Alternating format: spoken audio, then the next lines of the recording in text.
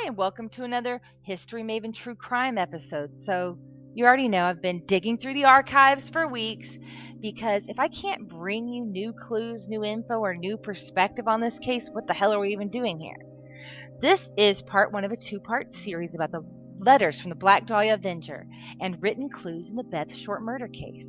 Before we get into it, if you don't know who the Black Dahlia is, the first video in my Dahlia playlist will introduce you to the victim of LA's most brutal crime, a 22-year-old drifter and daydreamer by the name of Elizabeth Short. The link may be found in the description box per usual. And if you didn't catch video 2, where I discussed the envelope full of documents that the alleged killer sent to newspapers, you may want to give that a gander. No, I even tell you who I think mailed in the Black Dahlia's supposed purse contents. But let's get into today's topic. Now, perhaps the most well-known case of a serial killer sending letters to newspapers and the police is the Zodiac Killer, who tormented Northern Californians in the 1960s and was never identified. His letters often included complex codes and ciphers that both horrified and titillated the public. But he was hardly the first killer to demand more attention for his crimes. Jack the Ripper, the unidentified man who terrorized English women of the 1880s, mailed in a plethora of postcards and letters to the Central News Agency in London with clues, justifications, and warnings. And I'm about to give you a warning. Terrible British accent ahead. Sorry, have to do it. Now, these included the taunting letter referred to as From Hell. Listen to this. From hell, Mr. Lascassor. I send you half the kidney I took from one woman and preserved it together with a piece of fried eight. It was very nice. I may send you the bloody knife I took if you only wait a little while longer. Signed, Catch Me When You Can, Mr. Lask. I apologize for that. Let's try to put that behind us. Now, whether these letters are hoaxes or genuinely from the homicidal madman, the scribes of these notes tended to embrace a sense of the grandeur in their writing, and the letters that we're going to be focusing on today are no exception. Okay, do you skip the previously on part of TV shows? So do I. So I'm going to do my very best to bring you up to speed quickly. January 15, 1947, the mutilated body of Elizabeth Short, soon to be dubbed the Black Dahlia, was found in an empty lot. It appeared that the girl had been tortured for days on end. Her hacked-up body was then staged in a field of a newly developed suburb. Elizabeth Short's ID card, birth certificate, address book, and personal photos were received in the mail by the editor of the LA Examiner newspaper. It was in a homemade envelope, and the letter was made of words that had been cut and pasted from movie advertisements. The LAPD was convinced that this package was from Elizabeth's killer. When the story of the patchwork envelope ran in newspapers, the public went fucking crazy. They were trying to identify the murderer. Everyone wanted to be involved in this case. We went through those belongings in the previous video, so check that out if you'd like to hear more about it. But that was only the beginning of the killer's communication. After the initial package had been photographed in newspapers across California, the first postcard bearing the moniker of Black Dahlia Avenger and the second mail contact from the alleged killer arrived 2 days later. It was a handwritten note, and it was mailed from downtown Los Angeles, and it read, "Here it is. Turning in Wednesday, January 29th, 10 a.m. Had my fun at police. Black Dahlia Avenger." Obviously, the author of this message didn't follow through on this promise, or you and I wouldn't be having this little conversation. But police did initially believe that this letter was legitimate, and they were kind of hopeful that this was the letter to follow that the original package promised. They were so happy they were going to be able to put this case to bed in a few days. Pats on the back all around. Captain Jack Donahoe sent the message to Elizabeth Short's killer through the newspapers to the killer of Elizabeth Short. If you want to surrender, as indicated by the postcard now in our hands, I will meet you at any public location at any time or at the homicide detail office in the city hall. He included an address and a phone number just to make surrender easy. But guess what? 10 o'clock. It came and it went, and there was no word from the killer.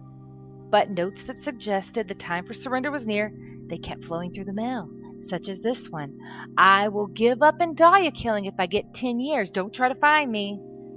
Another note to the Herald Express urged police to answer that previous question, that request, with a yes or no.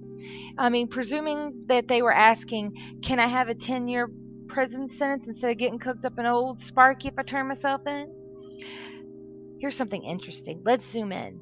A small letter L is pasted on that paper. Is this supposed to be like a clue to the killer's name? The only known suspect with an L initial is Leslie Dillon, who contacted the LAPD psychologist offering to collaborate on the case, as he believed that he could understand the killer's mindset and sadistic tendencies. Now, check this out, okay? I promise Leslie Dillon and all the suspects are going to be in the upcoming video around the corner, and you can open that whole can of worms with me. And if you don't want to, cool, I still love you. As many times as I've said the word murder already, I'm never getting monetized anyway.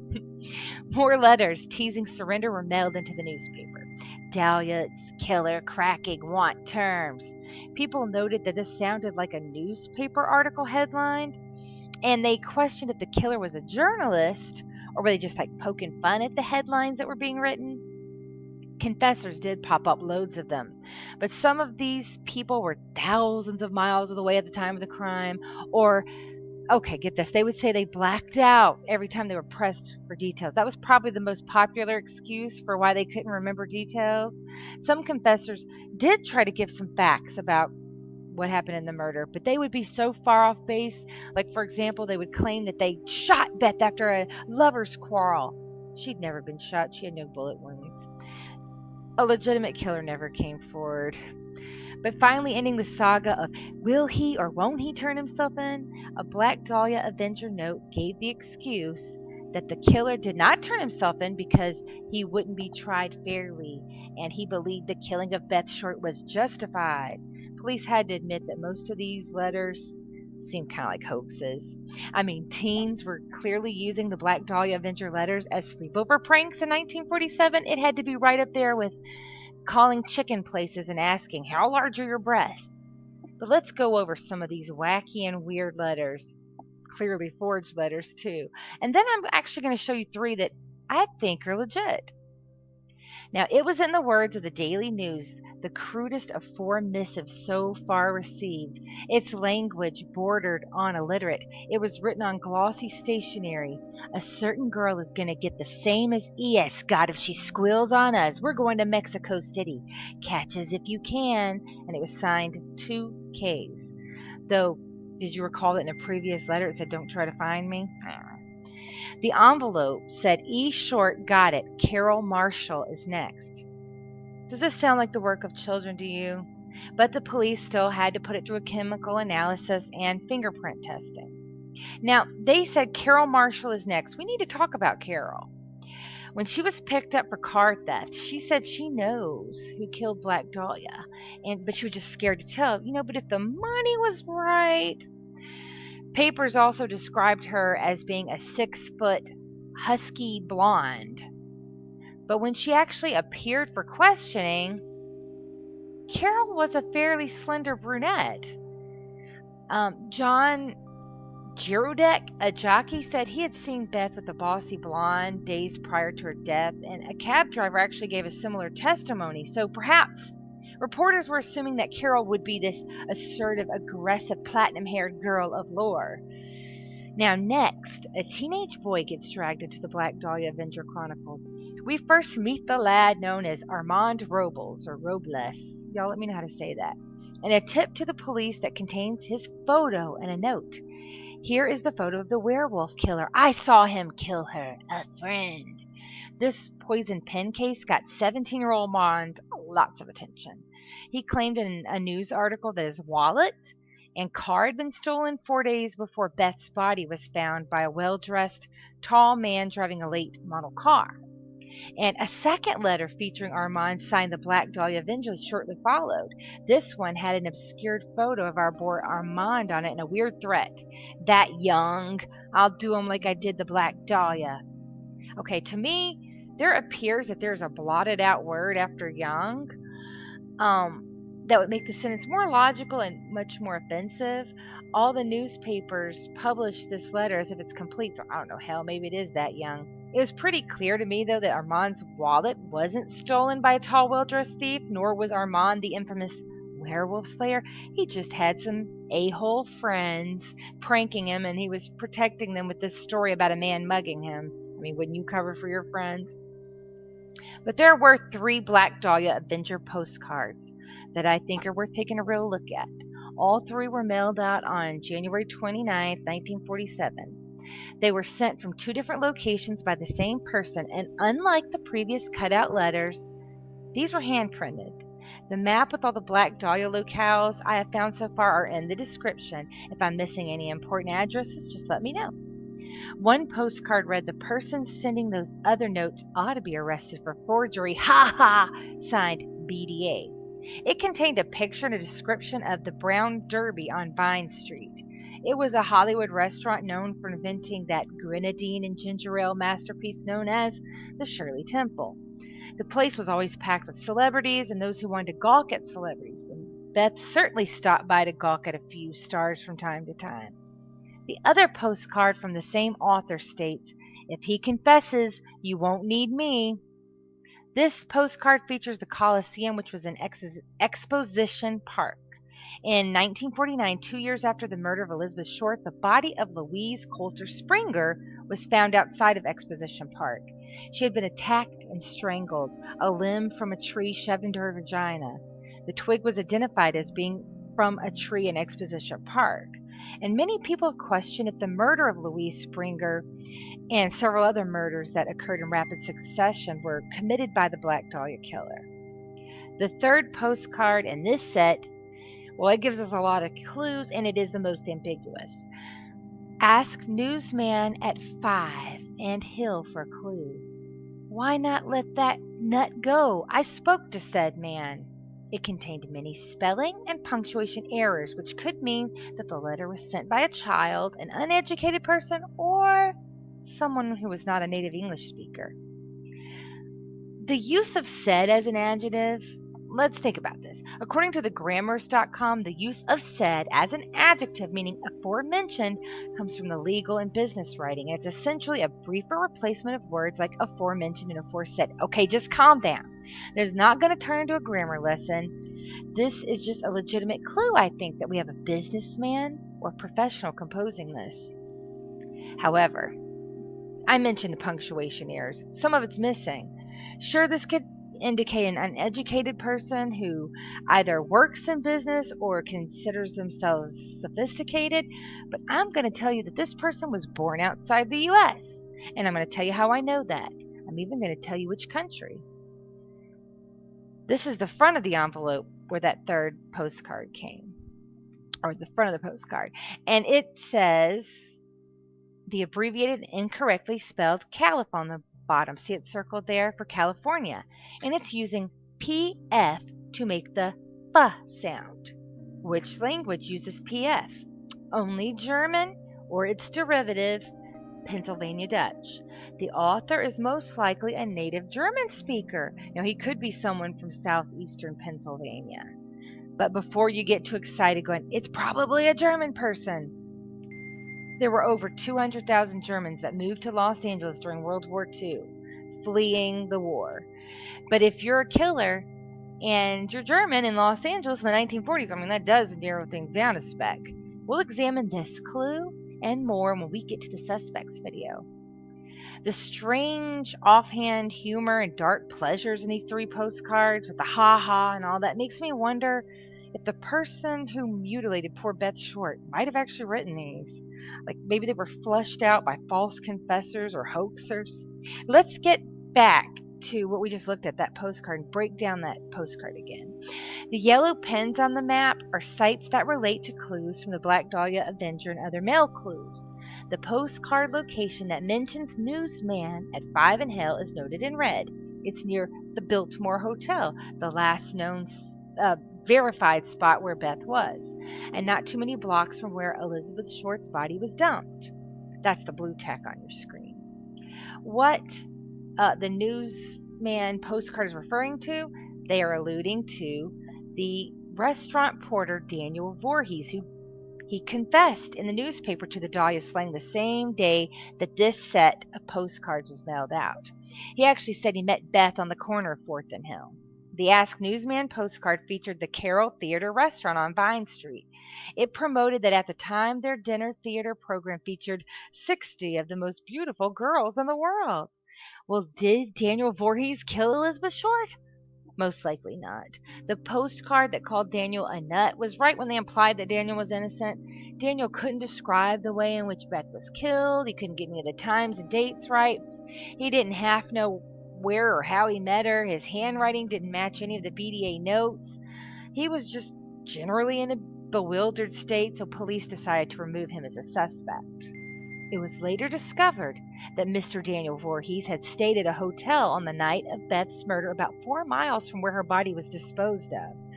Some find that suspicious, but Beth's body was placed in a lot that was only 4 miles to the very center of downtown. Half of all the suspects, boyfriends, friends, acquaintances, lived within that 4-mile radius to where Beth's body was found. The black pen that you'll see on the screen in the center of the location is Beth's body site, and all others are clues and tips like potentially relevant to the case, and I've put them in that little map in the description. Let's talk about Mr. Henry Silver, who you see now. He was proclaimed a writing expert. He looked at these and other Black Dahlia Avengers writings and said the killer was likely an egomaniac and a musician. The egomaniac part is pretty self-explanatory, but why did Henry Silver think even the cut and paste notes pointed to a musician? From my understanding, it's because the cutout letters were pasted up and down like notes on sheet music. I mean, I guess I could see that. Beth did hang around nightclubs full of musicians, and she fraternized with orchestra members quite frequently. She had the name Wayne Gregg on a slip of paper in her belongings, and he was a very popular nightclub singer. But the last person to have seen her alive was Red Manley, and he was a saxophone player. Poor Red Manley, you were the last person verified to have seen Beth. You confessed to her murder in a mental institution later, and you're a musician, which fits the profile. It doesn't look good for you, buddy, but does that signify guilt? Not necessarily. Don't worry, Red. We're going to get through, give you a thorough examination in the upcoming suspects video, and maybe we'll try to clean Red's reputation up a little bit. Prove him innocent. Now, these postcards were the final Black Dahlia Avenger notes, but clues and tips they poured in the mail for years. Some fascinating and potentially useful information that, yes, we'll talk about next time. Wait a minute, you're still here? Wow, thank you for hanging in there with me. You were absolutely freaking awesome for that. Really, that means a lot to me. I want to close out really quickly by talking about why this case still matters. You know, why any history matters. In the Beth Short homicide case, most of the people who knew Beth, they're deceased now. The killer is probably dead. He can never be brought to justice. The only thing we can do now is maybe ruin someone's image of their grandpa. So why do we keep trying to solve this case? You know, we learn math by following examples where we work through the problem and we're given a solution. The solution helps us to answer future questions. Like, what if on the first day of algebra, your teacher had only written down the formulas and they never demonstrated how to find x? Well, you know, you're going to have a damn hard time doing algebra after that. And it's hard enough already, in my opinion. Well, history is how we learn how to solve humanity's problems, society's problems. If we don't get a resolution to the issues such as who killed the Black Dahlia, we won't have the information that helps us protect ourselves as individuals or as a community. We don't learn how to identify a killer, how to prevent a disturbed person from committing these acts, how to best interrogate suspects, how to punish this crime. Los Angeles made changes based on what information they could glean from this case. They created the sex offender registry list. They raided downtown bars. They put up street lamps in the vacant lot area where Beth's body was dumped. But if they had been able to identify the responsible person, they could have advanced criminology that much further, that much sooner, and they could have potentially saved a lot of lives. I'm the History Maven. I wish you peace and love, and I will see you in part 2. Thanks, you guys. Have a wonderful day.